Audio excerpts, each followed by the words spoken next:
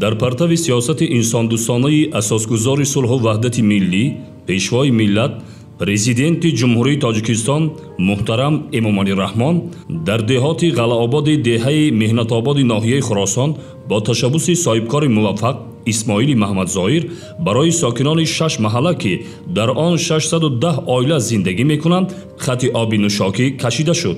تا امروز 4000 ساکن دهه مهنت آباد از نارسایی آب تازه تنقیصی داشتند و در یک مهلت کوتاه مشکلی آنها پورا برطرف گردید. با مقصد به گردش کشاورزی وارد کردن زمین‌های بیکار خوابیده با سهم وطندوستانه صاحبکار خیرخواه اسماعیل محمد ظاهر 542 گکتار نیز آبیاری گردید. برای آبیاری 47 گکتار زمین نزد حولگی ساکنان نیز تدبیر مهم عملی کرده شد. اقدام سریع صاحبکار سخاوتپیشه اسماعیل محمد ظاهر امکان فراهم آورد که مشکلات چندین ساله ساکنان دهه مهنت آباد دهات قلعه‌آباد برطرف گردیده سطح زندگیشان تدریجاً بلند گردد. مورد به یادآوری است که این اقدام صاحبکار وطندوست اسماعیل محمد ظاهر در دایره تطبیق برنامه‌های 10 ساله بین المللی عمل آب برای رشد استوار سالهای 2018-2028 در سمت بهتر نمودن سطح و صفت زندگی ساکنان عملی کرده شد. باید تذکر داد که مشکلی چندین ساله ساکنان محله مهنت آباد دهات قلعه‌زار ناحیه خراسان در سمت تأمینات آب نوشاکی با عمل جوانمردانه صاحبکار سخاوتپیشه اسماعیل محمد ظاهر حل خود را به پررگی پیدا نمود.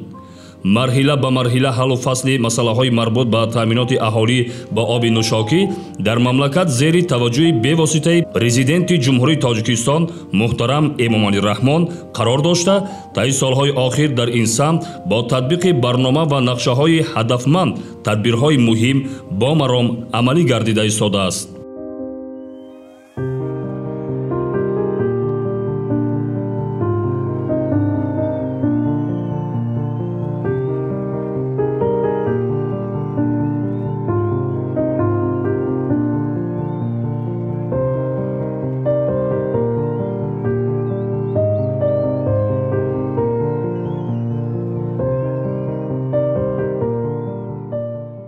امروز زمین‌های تشنه‌لب دهه‌های نظامی و مهنت آباد آبیاری می‌گردند. تشکر به صاحبکار موفق و جوان اسماعیل محمد ظاهر می‌گوییم که به واسطه با دستور و سپارش‌های پیشوای ملت کمک به مردم دیار ما کردند. مردم ما چندین سال بود که در آرزوی آب بودند.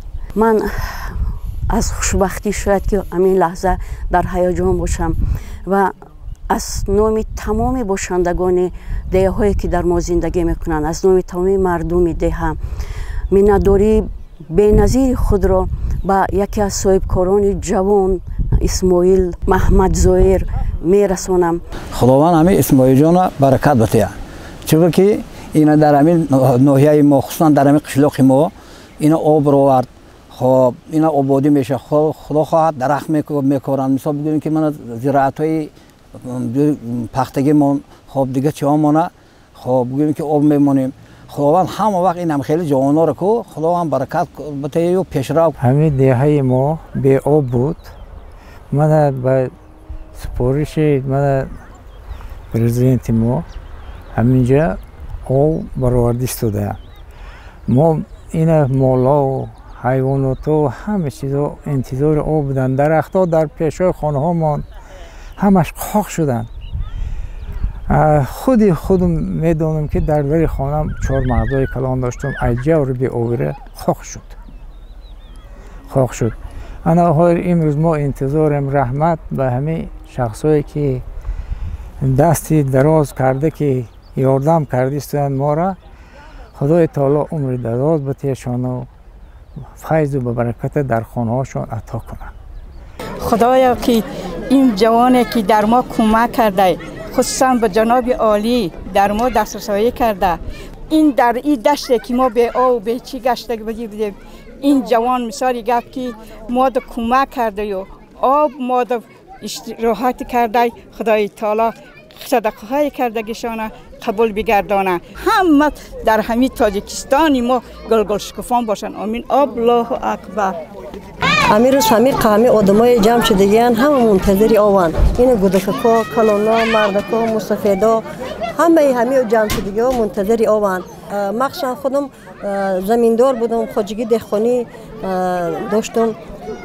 4 گکتار 2 گکتار باغ داشتم. درختام هم قاق شدن. 2 سال 3 سال ما ماشین که آورده و دادم نکم نشد. همش قاق شد.